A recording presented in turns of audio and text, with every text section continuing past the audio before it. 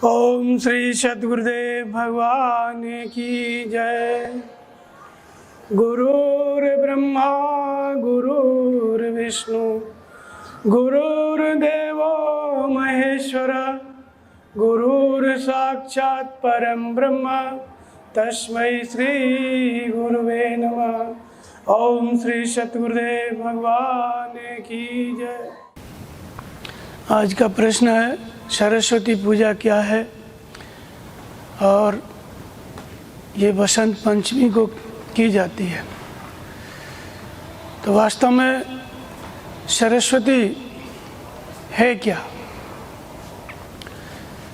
तो संसार में दो ही प्रकार के रस होते हैं। एक रस होता है कि व्यक्ति जब विषयों में रस लेता है संसार में तो उसको विषय रस बोलते हैं, और दूसरा होता है परमात्मा का रस। जब परमात्मा में रस लेने लगता है तो परमात्मा का ब्रह्म पीयूष उसको बोलते हैं। इन दो की चर्चा है शास्त्रों में। तो सरस्वती का मतलब होता है सा माने हुआ परमात्मा, परमात्मा के रस में बरतने वाली वृत्ति।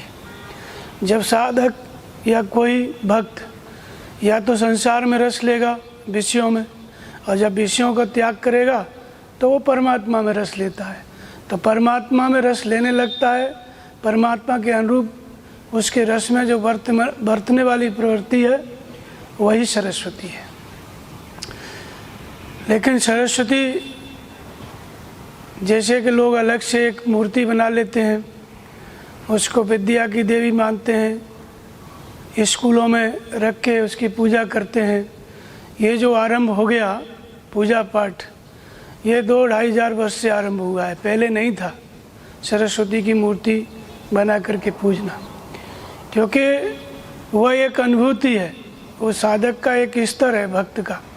जब वो परमात्मा के रस में बरतने लगता है तो उसका जो वाणी है, उसकी जो वृत्ति है वो सरस्वती हो जाती है। और इसके पहले तो हर व्यक्ति विषयों में बरत रहा है संसार में, लेकिन इसकी जो अलग से पूजा हुई वो 2000 वर्ष के अंतर्गत हुई।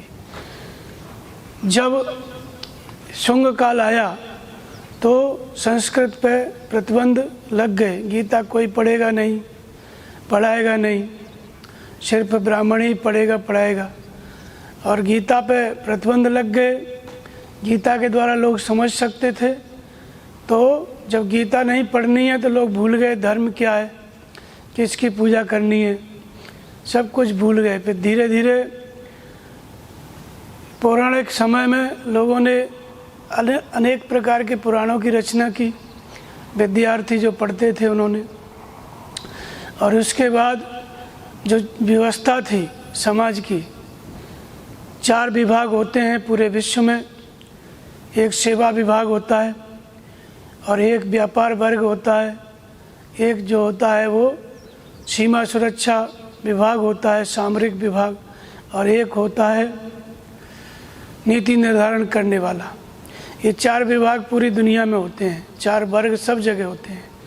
लेकिन ये जो वर्ण है, गीता के एक श्लोक को पूरा न समझने के कारण चातुर्वर्ण्य में सृष्टि गुण कर्म विभाग सा, केवल आधा श्लोक पढ़ा और 4 भागों में ये जो 4 प्रकार के विभाग थे इन्हीं को 4 वर्ण 4 जातियां बना दिया।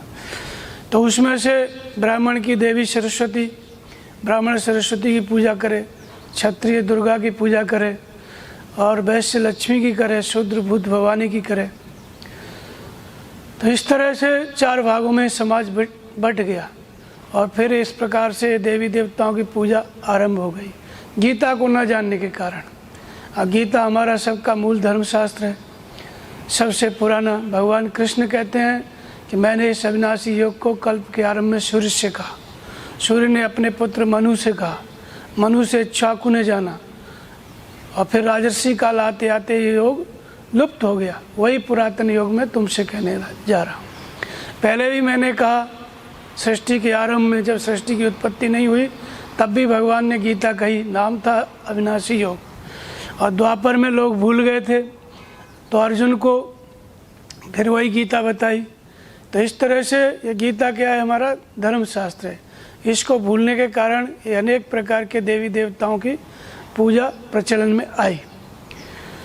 ठीक इसी तरह से जब हम रामचरितमानस को देखते हैं तो उसमें तुलसीदास जी ने वर्णन किया, जब केवट भगवान राम वनवास काल में जाते हैं और जब देखता है केवट उनको कि धरती पे बिछा करके राम लक्ष्मण सीता बैठे हुए हैं, तो उसको बहुत दुख हुआ और उसने कहा, कोसने लगा माता कैकेयी को मन ही मन कि उसने अपने ही पैरों पे कुल्हाड़ी मारी है, फलते फूलते वंश वृक्ष को काट डाला। तो इस तरह से वो माता कैकेयी को दोष देने लगा। तब लक्ष्मण जी ने कहा कि केवट ऐसी बात नहीं है, कोई किसी को सुख दे सके दुख से दे सके दुनिया में पैदा ही नहीं हुआ। लक्ष्मण जी ने कहा कि नहीं, कोई काउ दुख सुख कर दाता और निजकृत कर्म भोग सब भ्राता। किसी को सुख दे सके दुख दे सके ऐसा दुनिया में कोई नहीं है, सब अपने अपने कर्मों का परिणाम भोगते हैं। धरणी धाम धनपुर परिवारू, स्वर्ग नरक जहाँ लग जग जालो, देखिए सुनिए गुनी मन माही, और मोह मूल परमार्थ नाही। देखना सुनना, स्वर्ग है ये नरक है, स्वर्ग नरक जहाँ तक ये है सब संसार एक जाल है। स्वर्ग नरक जहाँ तक लग जग जालो, देखिए सुनिए गुनी मन माही। स्वर्ग के विषय में सुनना गुनना ये सब मोह का मूल है, परमार्थ नहीं है। सब ये विधाता का प्रपंच है और इसको जो विधाता का प्रपंच है इसमें से हम किसी की भी पूजा करते हैं तो प्रपंच की पूजा करते हैं। तो विधाता का प्रपंच है क्या? तो कहते हैं वेद प्रपंच गुण अवगुण साना, दानव देव ऊंच और नीचू। विधाता का जो प्रपंच है गुण और दुर्गुणों से सना हुआ है। संसार को गुण और दुर्गुणों से मिला करके बनाया है। विधि प्रपंच गुण दुर्गुण साना। दानव है देव है, ये ऊंच है ये नीच है। दानव देव ऊंच और नीचू, अमीय सुजीवन माहुर मीचू। स्वर्ग नरक अनुराग विरागा, निगमागम गुण दोष विभागा। ये सब विधाता का प्रपंच है। इसमें से हमने देवता की पूजा की तो प्रपंच की भी पूजा की। तो इसलिए तुलसीदास जी के अनुसार भी देवी देवताओं की पूजा रामचरितमानस में भी कहीं नहीं है। फिर तुलसीदास जी बताते हैं एक बार गरुड़ जी को संदेह हुआ और गरुड़ जी अपने संदेह के निवारण के लिए चले गए कागभूषण जी के आश्रम में। तो जब कागभूषण जी के आश्रम में गए तो वहाँ जाते ही उनके सारे संदेह दूर हो गए। इसके बाद वो पूछने लगे कागभूषण जी से, गरुड़ जी कि आपके अंदर इतनी बड़ी सामर्थ्य है तो ये काला कलूटा कौए का तन क्यों धारण कर रखा है? तो गरुड़ जी ने कहा, कागभूषण जी ने कहा कि सुनो गरुड़ जी, पाट कीटते होए जेते पाटंबर रुचिर, क्रम पाले सब कोई परम अपावन प्राण सम। वस्त्र जो है कीड़े से होता है, जो रेशम है उसको पैदा करने वाला एक कीड़ा होता है, लेकिन वो बहुत दुर्गंध देता है, फिर भी लोग उसको पालते हैं क्योंकि उनका स्वार्थ है, वस्त्र तैयार होता है। और इसीलिए पहले मैंने सभी शरीर धारण किए, कौन से जौन जन्म्यो जानाई, मैं खगेश ब्रह्म ब्रह्म जगमाई। इस संसार में मैंने सब तरह के शरीर धारण किए। मुझे जो है ब्राह्मण का तन मैंने धारण किया, देवताओं का तन मैंने धारण किया, मैं खगेश ब्रह्म ब्रह्म जगमाई। देखे सब कर कर्म गुसाई और सुखीन भयो अवहीं की नाई। सारे कर्म करके देख लिए, लेकिन जैसा सुख मुझे इस कौए के तन में मिला वैसा सुख किसी भी शरीर में नहीं मिला। तो इससे कौन सा स्वार्थ है आपका? तो कागभूषण जी कहते हैं कि एथन राम भगत मम जामी और ताते मोए परम प्रिय श्याम। इस शरीर में मुझे भगवान की भक्ति मिली है, भगवान की भक्ति इसमें जामी है, इसलिए मुझे प्रिय नहीं परम प्रिय है। और तब गरुड़ जी का जो बचा हुआ संदेह था वो भी दूर हो गया। फिर उन्होंने कागभूषण जी ने अपना अनुभव बताया, परमात्मा की महिमा बताई कि परमात्मा क्यों पूजनीय है, क्यों कोई देवी देवता पूजनीय नहीं है, परमात्मा क्यों सर्वश्रेष्ठ है। तो उसको बताते हैं काकभूषण जी कि महिमा नाम रूप गुण गाथा, सकल अमित अनंत रघुनाथा। जो नाम और रूप की भगवान की महिमा है वो सकल अनंत है, अमित है, उसको कोई जान नहीं सकता है। जैसे तुम्हें याद खग मशक प्रजनता और नव उड़ाए नहीं पावे अंता। आकाश में तुम भी उड़ते हो गरुड़, और मच्छर भी उड़ता है, अपने अपने हिसाब से आकाश में उड़ते हैं, लेकिन आकाश का कभी अंत नहीं पा सकते। ऐसे ही परमात्मा अनंत है, उसका कोई अंत नहीं पा सकता। और कहूँ न कछु कर जुगुत विशेषी, यह सब मैं निज नैनन देखी। मैं कोई युक्ति करके आपको नहीं बता रहा हूँ, विचार करके नहीं बता रहा हूँ, ये सब मैंने आँखों से देखा है। क्या देखा है? तो भगवान की राम की महिमा बताते हैं काकभूषण जी कि दुर्गा अमित कोट अरिमर्दन। एक परमात्मा की क्षमता क्या है? करोड़ों दुर्गाओं के समान शत्रुओं का विनाश करने में सक्षम है। कौन? राम। राम काम सतकोट सुभगतन, करोड़ों कामदेवों के समान सुंदर शरीर धारण करने में सक्षम है परमात्मा राम। शारद अमित कोट चतुराई, अभिध सतकोट श्रेष्ठ निपुणाई। करोड़ों शारदा सरस्वती के समान निपुण है परमात्मा, चतुर है, और करोड़ों विधाताओं के समान सृष्टि रचने में समर्थ है। जब करोड़ों सरस्वती के समान चतुर है तो हम सरस्वती की पूजा क्यों करें, फिर परमात्मा की पूजा करें, सब कुछ परमात्मा से मिलेगा। फिर कहते हैं कि सिंधु कोट सतसम गंभीरा, करोड़ों 100 करोड़ समुद्र के समान गंभीर है वो परमात्मा। और हिमगिर कोट अचल रघुवीरा, करोड़ों हिमालय पर्वत के समान अचल है वह परमात्मा। फिर कहते हैं कि विष्णु कोट सम पालन करता, एक 100 करोड़ विष्णुओं के समान पालन करने में सक्षम है। रुद्र कोट सत सम संघरता, 100 करोड़ रुद्र के समान संहार करने में सक्षम है वो परमात्मा। प्रभु अगाध सतकोट पताला, करोड़ों पाताल के समान वो परमात्मा अगाध है। इस तरह से भगवान की महिमा बताई तुलसीदास जी ने। उनका मतलब ये है कि जो अलग अलग देवी देवताओं को हम पूजेंगे तो एक विभाग का एक देवता है, सबको न पूज के केवल परमात्मा को पूजेंगे, राम को मानेंगे तो सबकी पूजा हो जाएगी, सब खुश हो जाएंगे और सब कुछ देने में सक्षम है वो परमात्मा। इसलिए देवी देवताओं की पूजा के लिए तुलसीदास जी ने भी निषेध किया है। लेकिन ये स्मृति काल आया तब से ये 4 प्रकार की देवी, इनकी पूजा आरंभ हो गई। ब्राह्मणों की देवी सरस्वती, क्षत्रियों की दुर्गा, वैश्यों की लक्ष्मी, शूद्रों की भूत भवानी। 4 भागों में समाज बट गया गीता को न जानने के कारण, इसलिए ये रूढ़ी आ गई। अब रामचरितमानस में हम देखेंगे कि सरस्वती का क्या रूप है। रामचरितमानस में सरस्वती स्वेच्छा से 3 बार आई। एक बार कुंभकर्ण के पास, एक बार अयोध्या में आई जब राम को वनवास हो रहा था, भगवान राम को वनवास हुआ तब, और एक बार जब भरत जी जा रहे थे मनाने के लिए चित्रकूट तब। तो इन तीनों समय पे जब सरस्वती आई है उसका क्या रूप है। जब रावण, कुंभकर्ण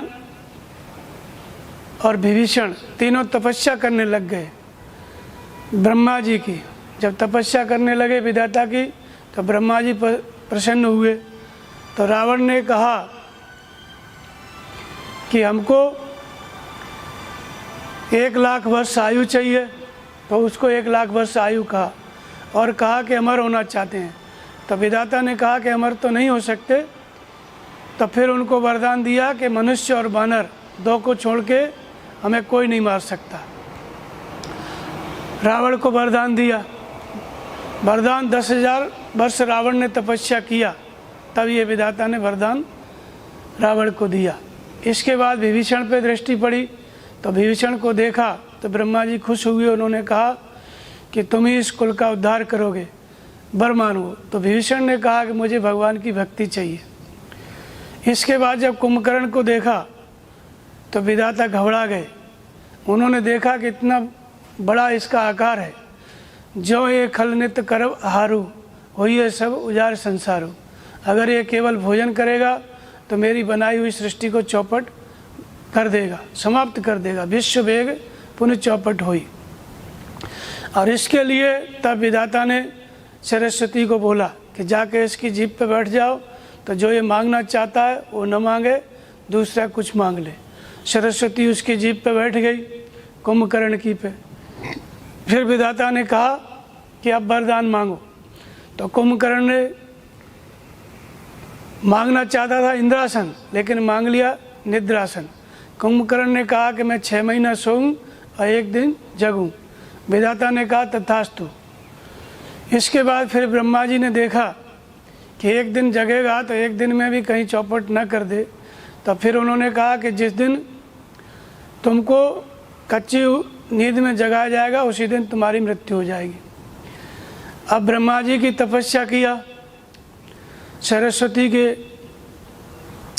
एक देवता है, लेकिन कुंभकर्ण को वरदान दिया और उसके साथ साथ श्राप भी दे दिया। सरस्वती के कारण श्राप भी मिल गया उसको, कुंभकर्ण को। और जब समय आया, रावण का जब युद्ध चल रहा था, तो सरस्वती की जो बात थी वो सही हुई। कच्ची नींद में उसको जगा दिया कुंभकर्ण को, और उसी दिन वो मारा गया। तो कोई तपस्या करता है, अपनी आयु बढ़े, सुख समृद्धि आए, लेकिन कुंभकर्ण को सरस्वती के कारण क्या हो गई, उसकी मृत्यु हो गई, कच्ची नींद में जग गया। तो ऐसे ही जब एक सरस्वती आई, जब अयोध्या में जब भगवान राम को राज्य अभिषेक होने वाला था, राज तिलक होने वाला था, तब पता चला माता कौशल्या को, तो उसने देवी देवताओं की पूजा की। तो देवताओं को पहले कुछ मालूम नहीं था, लेकिन जब पूजा किया तो जो पूजी ग्राम देव सुरनागा कहिस बहोर देन बल भागा। माता कौशल्या ने कहा कि अच्छे से राज तिलक हो जाएगा तो तुमको बलि चढ़ाऊंगी। तो जो ग्राम देवी थी, उनके द्वारा देवताओं को पता चला कि भगवान राम का राज तिलक होने वाला है। तो देवता लोग घबरा गए, और इसके बाद तब सरस्वती को के पास पहुँचे। शारद बोल विनय सुर करई, 12 बार पायले परई। सरस्वती का स्मरण किया देवताओं ने, और फिर उससे विनय की। क्या विनय किया कि विपत्ति हमारे बिलो के बड़, मात करिए सोई आज, और राम जाए तज राजबन होए सकल सुर काज। देवताओं ने कहा कि माता जी ऐसा कुछ करो कि राम का राज्याभिषेक न हो, राज को त्याग करके वन को चले जाए। तो सरस्वती ने कहा कि जिन अवधवासियों ने तुम्हारी पूजा की है, माता कौशल्या ने पूजा की है, इसी के लिए कि उनको राज्याभिषेक होना चाहिए, तो उनके ऊपर क्या बीतेगी अगर ऐसा हो गया, राम वन को चले गए तो। देवताओं ने कहा कि जीव है, जीव कर्म बस सुख दुख भागी, और जाई अवध देव हित लागी। ये जीव है, अपने कर्मों का फल भोगता रहता है, सुख दुख, तुम देवताओं के लिए जाओ। फिर भी सरस्वती नहीं आ रही थी, तो देवताओं ने पैर पकड़ लिया। बार बार गए चरण संकोची, और चली विचार विबुध मत पोची। फिर सरस्वती विचार करने लगी, ये देवताओं की बुद्धि बड़ी खोटी है, ऊंच निवास नीच करतूती, और देख न सकें पराई विभूति। ये दूसरे को फलता फूलता देख नहीं सकते, और संकोच में आकर के फिर सरस्वती चल दी देवताओं का काम बनाने के लिए और अयोध्या का काम बिगाड़ने के लिए। तो सरस्वती ने देखा कि कौन किसके ऊपर जाके किसकी जीभ पर बैठूं कि ये काम जो है बिगड़ जाए। तो देखा तो मंथरा के ऊपर जा कर के बैठ गई उनकी जीभ पे। तो नाम मंथरा मंदमते, चेरी के कई केर, अजस पिटारी ताय कर गई गिरा मत फेर। उसकी वाणी पे बैठ गई। मंदमती पहले से ही थी, लोग कहते हैं सरस्वती विद्या की देवी है, बुद्धि की देवी है, लेकिन वो मंदमती थी और उसकी बुद्धि मंद हो गई, और उसके बाद मंथरा जो काम था उसका सरस्वती का, वो मंथरा करने लग गई। अपयश उस मंथरा को मिल गया था। क्या किया उसने कैकेयी को समझाया कि राम का राज्याभिषेक की तैयारी हो रही है, राम राजा बनेंगे, तुम दासी हो जाओगी, और इसके बाद फिर भरत जो है पहरेदार का काम करेंगे। इस तरह से वो समझाने लगी कैकेयी को, तो उसको फिर समझ में आ गया। फिर राम को राज्य न होकर के वनवास हो गया और भरत जी को राज्य मिल गया। तो इसके बाद कुछ दिन बाद भरत आए, शत्रुघ्न आए, तब पता चला कि इस मंथरा की वजह से सब कुछ हुआ है। तो शत्रुघ्न ने मंथरा को मारा तो गिर पड़ी और उसके दांत मुंह सब टूट गए। इसके बाद फिर मंथरा का कहीं भी नाम नहीं है। तो सरस्वती आए, देवी आए तो भला होना चाहिए, लेकिन मंथरा का सब कुछ समाप्त हो गया। तो बाह्य दृष्टि से देखा जाए तो सरस्वती का कोई बहुत बड़ा योगदान नहीं है रामचरितमानस में। फिर एक बार सरस्वती आई, जब भरत जी जा रहे थे, देवताओं ने देखा कि बनी बात बिगड़न चाहते, बात बना दिए, सरस्वती को भेज करके मंथरा को प्रेरणा कर दिए, तो राम को वनवास हो गया, भरत को राज्य मिल गया। लेकिन भरत संतुष्ट नहीं थे। जब देखा तो अपने भाई के प्रति, भगवान राम के प्रति अपार श्रद्धा थी, प्रेम था, उनको मनाने के लिए, लेके आने के लिए नंगे पैर चल दिए भरत। और इसके बाद फिर देवता घबरा गए, और देवता घबरा गए तो फिर सरस्वती का स्मरण किए। सुर ने सुमिर शारदा सराई, और देव देव पर शरणागत पाई। सरस्वती का स्मरण किया और इसके बाद फिर विनय करने लगे सरस्वती के प्रति देवता के, माता जी हम तुम्हारी शरण में हैं। तो सरस्वती ने कहा कि करना क्या है, क्या काम करना है। तो देवताओं ने कहा कि फेर भरत मत कर निज माया, और पाल विबुध कुल कर छल छाया। ऐसा कुछ करो कि भरत जी की बुद्धि फिर जाए, भरत जी की बुद्धि में जाकर के बैठ जाओ कि वो भगवान राम को मनाने के लिए न जाए। फिर जब सरस्वती को देवताओं ने बार बार ऐसा कहा तो सरस्वती फिर सोचने लगी कि इनकी बुद्धि बड़ी जड़ है। विबुध विनय सुन देव सयानी, और जानी सुर स्वार्थ जड़ जानी। ये जो देवता हैं इनकी बुद्धि बड़ी जड़ है। और इसके बाद फिर सरस्वती ने कहा कि मोशन कहो भरत मत फेरू, और लोचन सहसन सूझ सुमेरु। आप मुझसे कहते हो कि भरत की बुद्धि को फेर दो। 1000 नेत्र हैं, इंद्र को 1000 आँखें थी। लोचन सहसन सूझ सुमेरु, क्या तुमको सुमेर पर्वत नहीं दिखाई देता? तो आंखें सुमेर पर्वत के तरह से कौन सी गरुड़ता थी भरत जी में। तो जिसके कारण सरस्वती उनकी बुद्धि को फेरने के लिए नहीं जा पा रही थी। तो कहते हैं तुलसीदास जी कि भरत हृदय सिय राम निवास हो, और तहाँ के तिमिर जहाँ तरन प्रकाश हो। भरत जी के हृदय में भगवान सीता और राम का निवास है, राम सीता का निवास है। वहाँ भी अंधकार फैलाया जा सकता है जहाँ सूर्य संपूर्ण कलाओं से उदित हुआ हो, प्रकाशित हो। तो इसलिए भरत की बुद्धि को सरस्वती नहीं बदल पाई। भरत की बुद्धि, वशिष्ठ थे, विश्वामित्र थे और जनक थे, इनकी बुद्धि को सरस्वती नहीं फेर पाई। लेकिन मंथरा की बुद्धि, कुंभकर्ण की बुद्धि, इनकी बुद्धि को सरस्वती ने पलट दिया। इसके बाद देवता लोग अपना भरत जी का स्मरण किए, फिर उनका काम हो गया। तो जहाँ जहाँ सरस्वती आई रामचरितमानस में, कुंभकर्ण के पास आई, उसकी जीभ पे बैठी, उसका भी सब कुछ नष्ट हो गया। अंत में कच्ची नींद में जगा और मारा गया। ऐसे ही यहाँ पर आई, मंथरा के ऊपर बैठ गई उसकी जीभ पे, तो उसके बाद मंथरा को भी दलन दसन मुख रुधिर प्रचारु, शत्रुघ्न जी ने मारा उसको। और इसके बाद फिर मंथरा का कहीं नाम नहीं आता है, उसका भी सब कुछ नष्ट हो गया। लेकिन भरत जी की बारी आई तो फिर सरस्वती काम नहीं कर पाई। इसका कारण ये है कि सरस्वती अपने आप में कोई अलग से शक्ति या अलग से कोई देवता नहीं है, ये रामचरितमानस है। राम के चरित्र भी जो हमारे अंतःकरण में है, मानस में है, सबके अंदर प्रसुप्त है। लेकिन जिस विधि से प्रसुप्त राम के चरित्र जागृत होते हैं, राम पर्यंत दूरी तय कराते हैं, वहाँ तक का साधना क्रम क्या है?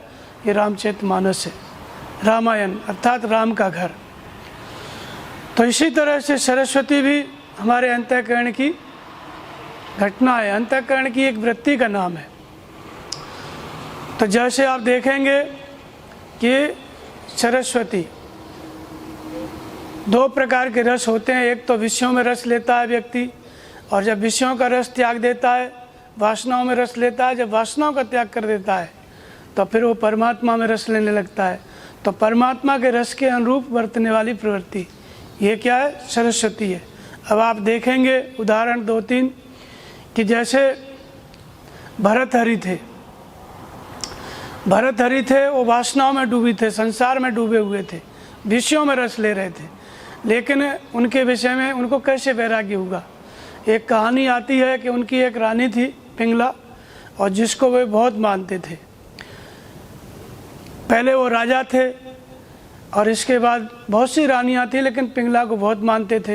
एक बार उनके राज दरबार में जो गुरु गोरखनाथ थे वो आए, भगवान की प्रेरणा थी, और उसके बाद उनको एक फल दिए और कहा कि राजन, इसको आप खाओगे तो अमर हो जाओगे, अधिक दिन तक आप जवान रहोगे। तो इसके बाद वो जो भरतहरि थे वो विचार किए कि मैं इस फल को खाऊंगा तो मैं जवान होकर क्या करूंगा? ये जो मेरी रानी है, अगर मैं इसको दूंगा और ये फल खा करके अमर हो जाएगी तो इतनी सुंदर है, मैं इसको देख के जीवित रहूंगा। तो इसके बाद वो फल जो है भरतहरि दे दिए अपनी रानी को, पिंगला को, जिसको बहुत मानते थे।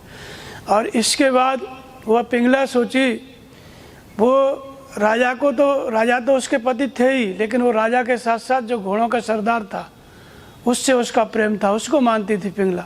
और इसके बाद वो फल जो था उसने घोड़ों के सरदार को दे दिया। और घोड़ों का जो सरदार था उसने सोचा कि मैं अमर होकर क्या करूँगा। वो उस नगर वधू थी एक, जो नगर की नर्तकी थी, उसको बहुत चाहता था, तो उसको ले जा कर के वो फल दे दिया।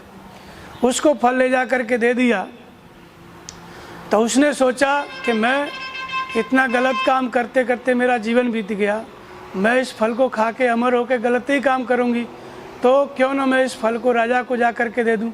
और वो फल फिर उस वेश्या ने वापस राजा भरतहरि के पास जा कर के दिया। जब राजा ने देखा तो राजा ने जब रानी को फल दिया था तो उसने अपने नाखून गड़ा दिए थे, नाखून का चिन्ह उस फल पे था। तो राजा ने अपना चिन्ह देखा तो उसने कहा उस वेश्या से, राजा ने, कि तुम्हारे पास ये फल आया कैसे? तो जब राजा ने बहुत उसको दंड देने की बात कही तो उसने बताया कि हमको ये फल घोड़ों के सरदार ने दिया। जब सरदार को बुलाया गया और उसके बाद सरदार से जब पूछा तो सरदार ने कहा कि हमको ये फल रानी ने दिया। और जब रानी को बुलाया गया तो फिर सारा बात उजागर हो गया। उसके बाद भरतहरि को वैराग्य हो गया। उन्होंने कहा कि मैं जिसे प्रेम करता हूँ वो किसी और से करता है और वो किसी और से करती है। इस तरह से यहाँ कोई किसी का नहीं है। इसके बाद जो विषयों में डूबे हुए थे भरतहरि, राजकाज को देख नहीं पा रहे थे, उन्हीं वासनाओं से उनको वैराग्य हो गया। और जहाँ वैराग्य हो गया तो फिर वो परमात्मा के रस में डूब गए। परमात्मा के रस में डूबना, परमात्मा के रस के अनुरूप बर्ताव करना, इसी का नाम सरस्वती है। तो जहाँ वैराग्य हुआ विषयों से, तहाँ परमात्मा के रस में डूब गए, इसी का नाम सरस्वती है। तो ऐसे ही तुलसीदास जी का भी आता है। तुलसीदास जी थे, वो अपनी पत्नी को बहुत मानते थे। जब उनकी पत्नी मायके चली गई तो उसके पीछे पीछे चले गए। तो बरसात का टाइम था, सावन का महीना था, इसमें जमुना नदी को पार करना था। जमुना में बाढ़ आई हुई थी, मुर्दा तैर रहा था, मुर्दे को सहारा करके उस पार पहुँचे। उस पार पहुँचे तो जो उनका घर था, खिड़की में से अजगर लटका हुआ था। अजगर की पूंछ पकड़ के खिड़की खोल करके उसी कमरे में कूदे जहाँ उनकी पत्नी विश्राम कर रही थी। और इसके बाद जब वो उठी तो उसको बहुत संकोच हुआ। फिर तुलसीदास जी की पत्नी ने कहा कि जो इतना प्रेम तुमको हमसे से आधा भी अगर भगवान में होता तो बेड़ा पार हो गया होता। तो पहली बात तो उनको समझ में नहीं आई, फिर दोबारा जब सुना तो उसके बाद फिर उसको प्रणाम किया अपनी पत्नी को, फिर वैराग्य हो गया। तो एक तरफ विषयों में डूबे हुए थे, विषयों में रस ले रहे थे, और दूसरी तरफ जब वैराग्य हुआ तो वही तुलसीदास परमात्मा में रस लेने लग गए, परमात्मा के रस के अनुरूप बरतने लग गए। ये रामचरितमानस उन्हीं की रचना है, ये सब सरस्वती की देन है।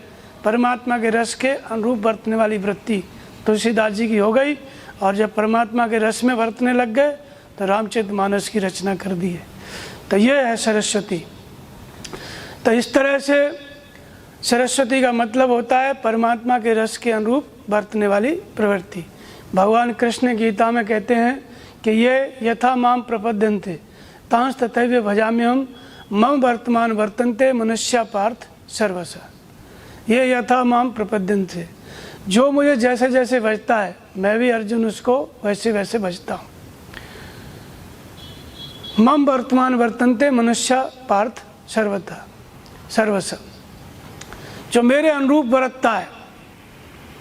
मेरा भजन करने का मतलब है कि हम भगवान का भजन करें, फिर भगवान जैसा जैसा चाहते हैं वैसा वैसा हम बर्ताव करें।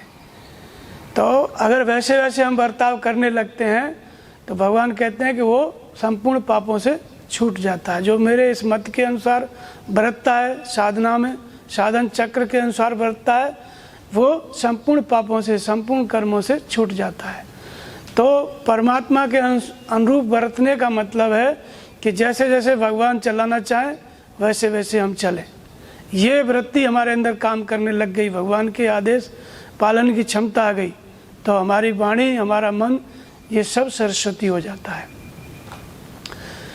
भरद्वाज आश्रम में एक बार माघ का महीना लगा हुआ था। माघ मकरगत रवि जब हुई, तीर्थ पते आव सब कोई। ऐसे ही एक बार सब तीर्थ में स्नान करने के लिए आए माघ के महीने में, और सब फिर अपने आश्रम के लिए वापस लौट रहे थे। पुण्य सब निज निज आश्रम जाई, यही प्रकार भर माघ नहाई। माघ के महीने में सब स्नान करते हैं, फिर अपने अपने आश्रम के लिए प्रस्थान करते हैं।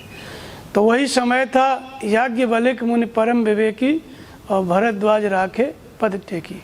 भरद्वाज मुनि ने याज्ञवल्क्य को रोक लिया और रोक करके कहा कि रामचरितमानस मुझे बताओ, राम कथा बताओ। तब याज्ञवल्क्य ने कहा कि रामचरित अति अमित मुनीसा, कहन सकें शतकोट अहिसा। 100 करोड़ शेषनाग भी वर्णन नहीं कर सकते। रामचरित जो है अमित है, अनंत है। 100 करोड़ शेषनाग भी वर्णन करने लगे तो वो भी पूरा बता नहीं पाएंगे। तो फिर उन्होंने कहा कि जैसी मेरी स्मृति है तदप जताश्रुति कहो बखानी। भरद्वाज से याज्ञवल्क्य कहते हैं कि तदप जताश्रुति कहो बखानी और सुमिर गिरापद प्रभु धन पानी। इसके बाद भी जैसे मेरी स्मृति है मैं आपसे बताता हूँ, लेकिन किसका स्मरण करके? सुमिर गिरापद प्रभु धन पानी। अब रामचरितमानस को बोलने के लिए सरस्वती की आवश्यकता पड़ी,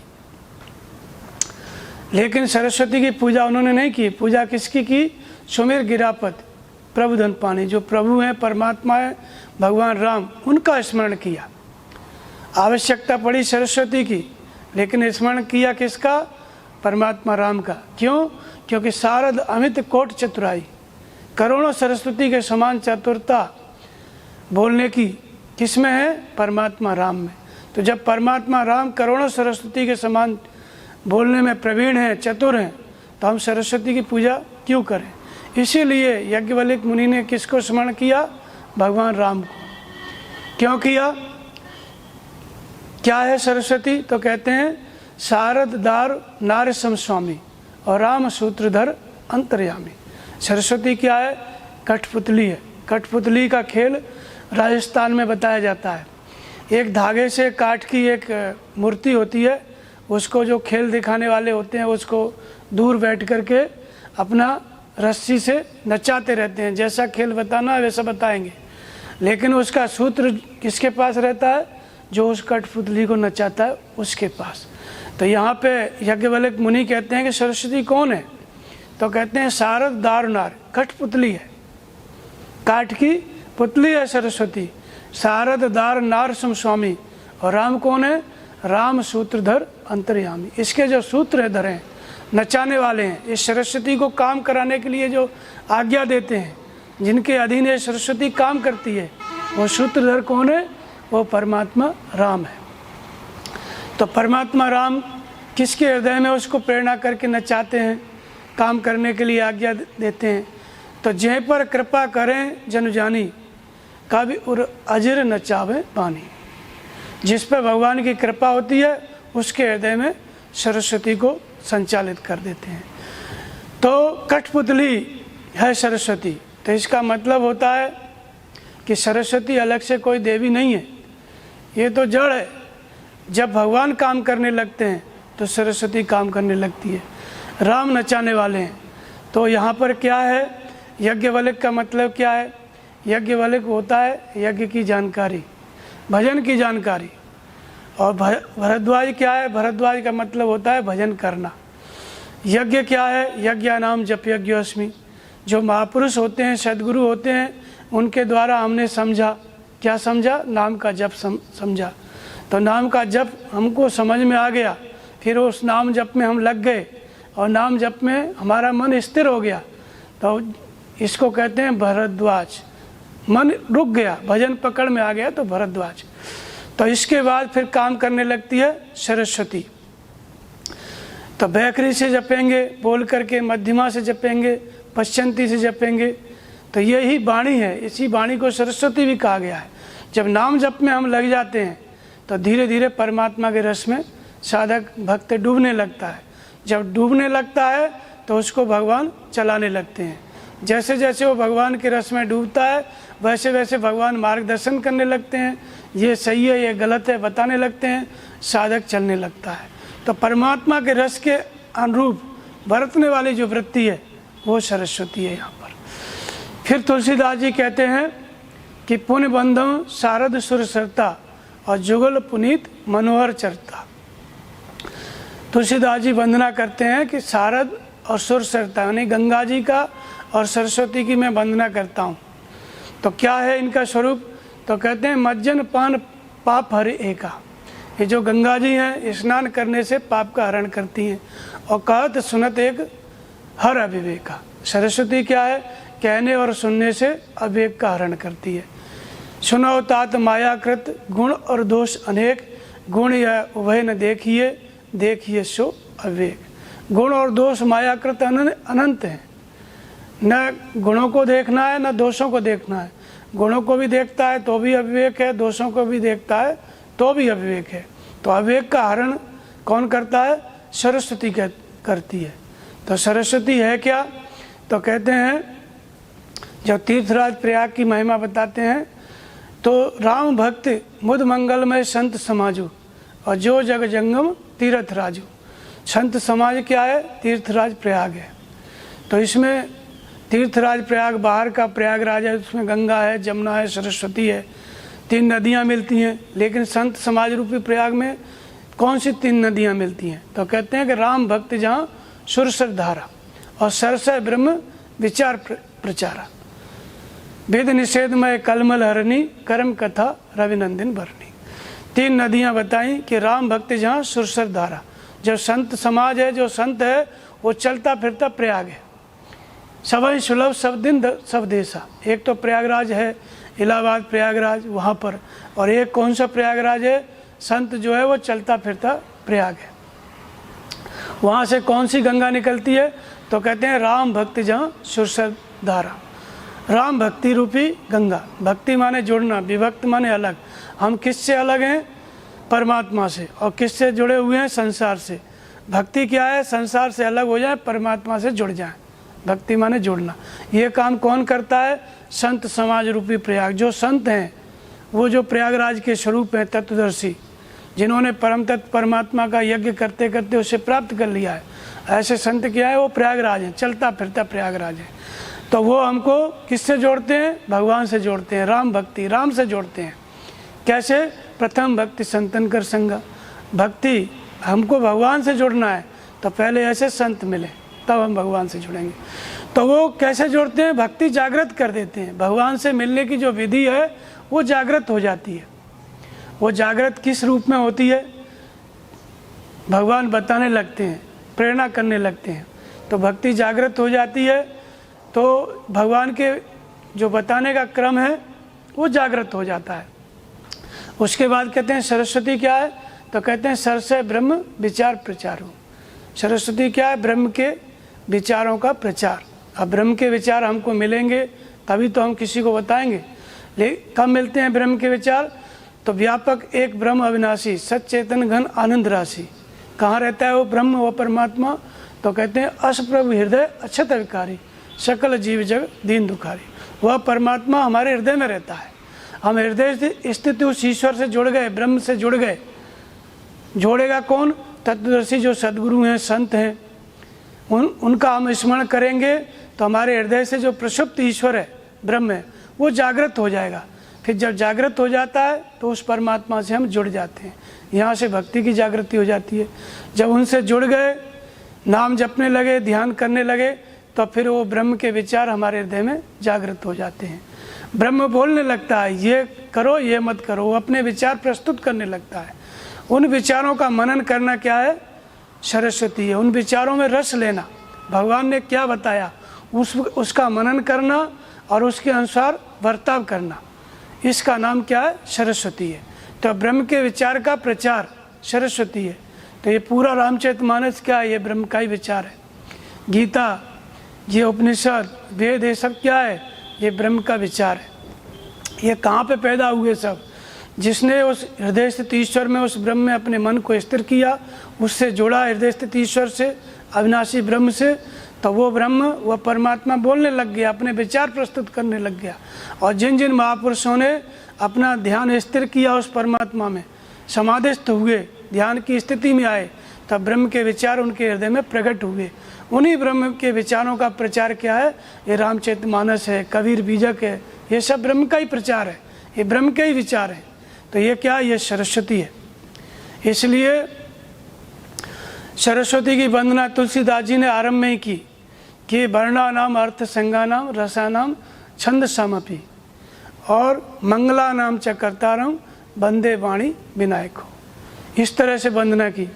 तो ये अक्षरों का समूह है, छंदों का समूह, वर्णा नाम अर्थ संगा नाम, अर्थों का समूह, और ये सब क्या है? ये सरस्वती है। तो सरस्वती का मतलब ये नहीं होता है कि बहुत से लोग बोलते हैं कि बहुत अच्छा कोई गाने लग गया तो कहते हैं सरस्वती आ गई। सरस्वती का अर्थ ये नहीं है कि प्राकृतिक गुणगान करने लगो, किसी के बारे में भी अपना बोलने लगो, वो सरस्वती नहीं है। तुलसीदास जी कहते हैं जो भगत हेतु विधि भवन बिहाई और सुमिरत सारद आबद्धाई। जो भक्त होता है, कवि का मतलब भक्त होता है, और भक्त का मतलब जो परमात्मा से जुड़ा हुआ है। और जो ऐसा भक्त है, जब वो स्मरण करता है तो ब्रह्मा जी के भवन को त्याग करके सरस्वती आकर के उसकी जीभ पर बैठ जाती है, भक्त हेतु। और क्योंकि वो परमात्मा में डूबा हुआ है, परमात्मा का स्मरण कर रहा है, तो अपने आप सरस्वती आ जाती है। लेकिन आ गई तो कहते हैं क्या करना है उस सरस्वती को? तो कीने प्राकृत जन गुण गाना और सिर धर धुन गिरा लगत पछताना। अगर किसी प्राकृतिक मनुष्य का गुणगान करने लग गया, आई सरस्वती भगवान के गुणगान के लिए। किस लिए आती है? रामचरित सर बिनु अनुभाए और सो श्रम जाए न कोटि उपाय। सरस्वती आ गई तो परमात्मा का चिंतन करो, रामचरित सर, रामचरित मानस का मनन करो, उसको बोलो, ये सरस्वती का उपयोग है। और लेकिन उस परमात्मा के चिंतन को, परमात्मा के गुणों के गायन में हम नहीं लगे, चिंतन में नहीं लगे, भगवान के गुणों को व्यक्त करने में, उनके विचारों को व्यक्त करने में हम नहीं लगे, और लग गए किसी प्राकृतिक मनुष्य के बारे में विचार करने, तो कहते हैं सिर धुन गिरा लगत पछताना। वो सरस्वती आकर के अपना सिर पीटने लगती है, श्राप देने लगती है। तो सरस्वती का उपयोग क्या है? रामचरित सर, परमात्मा के चरित्रों का चिंतन करना, मनन करना, उनको वाणी से व्यक्त करना, यह सरस्वती का उपयोग है।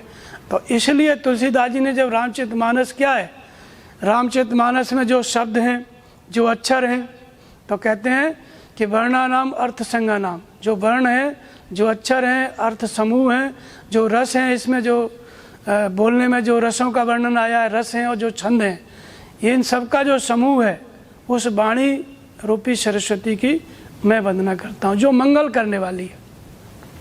तो इसलिए हर व्यक्ति की, किसी की आवाज़ अच्छी है तो उसका नाम सरस्वती नहीं है, वो तो प्राकृतिक गुणगान कर रहा है। सरस्वती क्या है? केवल एक ही दिशा में है। जब कोई साधक, कोई भक्त परमात्मा के रस में बरतने लगता है, डूबने लगता है, तो फिर उसकी वाणी से भगवान जो मार्गदर्शन करते हैं, जो निर्देशन करते हैं, उसी को वो व्यक्त करता है। इसलिए भगवान के रस के अनुरूप बरतने वाली जो वृत्ति है वही सरस्वती है। तो जैसे जैसे भगवान बताएंगे वैसे वैसे वो बोलेगा, इसलिए वो अक्षर, वो शब्द, वो सब कुछ सरस्वती हो जाता है। तो रामचरितमानस तुलसीदास जी लिखने लगे तो उनके कंठ पे भी सरस्वती आकर के बैठ गई। तो कौन सी सरस्वती? कोई देवी नहीं, वो परमात्मा के रस में डूबे, तब परमात्मा के रस में डूबे तो परमात्मा ने जो जो निर्देशन दिया वैसे वैसे वो रामचरितमानस की चौपाइयाँ बोलने लगे। अर्थात परमात्मा के रस में डूबे वो सरस्वती, भगवान ने प्रेरणा करके उसको संचालित किया और वो रामचरितमानस की रचना कर दी। तो वंदे वाणी विनायको, कौन सी वाणी? ये जो सामान्य व्यक्ति गाता है, कुछ भी गाना, वो सरस्वती नहीं। बैखरी, मध्यमा, पश्यंती, परा, ये 4 वाणी है। बैखरी से नाम का जप करो, मध्यमा से करो, पश्यंती से करो और परा से करो। परा की पराकाष्ठा में भगवान वेदित हो जाते हैं, परमात्मा की प्राप्ति हो जाती है, परमात्मा के रस में साधक डूब जाता है। फिर जैसे जैसे परमात्मा चलाते हैं वैसे वैसे साधक चलता है। ये सरस्वती काम करने लगती है। तो यही सरस्वती तुलसीदास जी के अंदर काम करने लगी। वो किसी सरस्वती की पूजा नहीं की है, जो कुछ लिखे वो भगवान की प्रेरणा से लिखे। तो भगवान की प्रेरणा ही क्या है? वो सरस्वती है। भगवान की प्रेरणा काम करने लगी, सरस्वती काम करने लगी, रामचरितमानस लिख दिए। कबीरदास के अंदर सरस्वती काम करने लगी, भगवान की प्रेरणा, कबीर बीजक लिख दिए। तो जितने महापुरुष हुए उन सब ने ध्यानावस्था तदगतेन, ध्यान की स्थिति में परमात्मा को देखा, फिर परमात्मा से जो विचार मिले उनको व्यक्त किया अपनी वाणी से। वो सरस्वती परमात्मा के रस में बरते, तब जाकर के भगवान ने जो निर्देशन दिया वैसे ही वाणी उसको व्यक्त करती चली गई, तब वो वाणी सरस्वती हो जाती है। भगवान के आदेश के अनुसार बर्ताव करने लगती है तो वही वाणी सरस्वती हो जाती है। तो इस तरह से ये सरस्वती सरसे ब्रह्म विचार प्रचारू। सरस्वती क्या है? ब्रह्म के विचारों का प्रचार करना। तो जितने भी हैं रामचरितमानस, ये उपनिषद, कबीर बीजक, ये सब ब्रह्म का विचार है। लेकिन ये सरस्वती कोई देवी नहीं है। जो जो परमात्मा के रस में डूबा और परमात्मा के रस के अनुरूप बर्ताव किया, उसी महापुरुष ने इन सदग्रंथों की रचना की। चाहे कबीर हो, चाहे तुलसीदास जी हो, चाहे जो भी महापुरुष हो।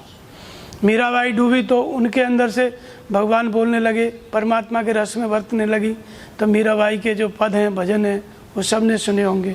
ऐसे ही जो भी महापुरुष बर्ताव किया तो सरस्वती उसके पास आ जाती है अपने आप। तो कवि और अजर नचावे वाणी, जो कवि है, जो परमात्मा के गुणों का गायन कर रहा है, उसके कंठ पे आकर के बैठ जाती है। अर्थात भगवान ही उसकी वाणी को चलाने लगते हैं। जब वो भगवान के रस में डूबता है, नाम जप में, ध्यान में, तो भगवान उसको संचालित करने लगते हैं। भगवान की बात को ग्रहण करता है बुद्धि से और वाणी से उसी को व्यक्त करता है। तो इसलिए अलग से कोई देवी नहीं है। परमात्मा के मार्गदर्शन में चलना, परमात्मा के अनुसार वाणी, परमात्मा के शब्दों को, परमात्मा की बात को वाणी व्यक्त करे, इसका नाम सरस्वती है। तो इसी तरह से हनुमान जी के उसमें भी आता है कि जब हनुमान जी लंका में गए तो वहाँ पर जब निशाचरों ने उनको घेर लिया तो इसके बाद सब पूंछ में आग लगाने लगे। तो जब हनुमान जी ने देखा कि निशाचर उनके अनुरूप काम कर रहे हैं तो कहा कि भाई साय सारद में जाना।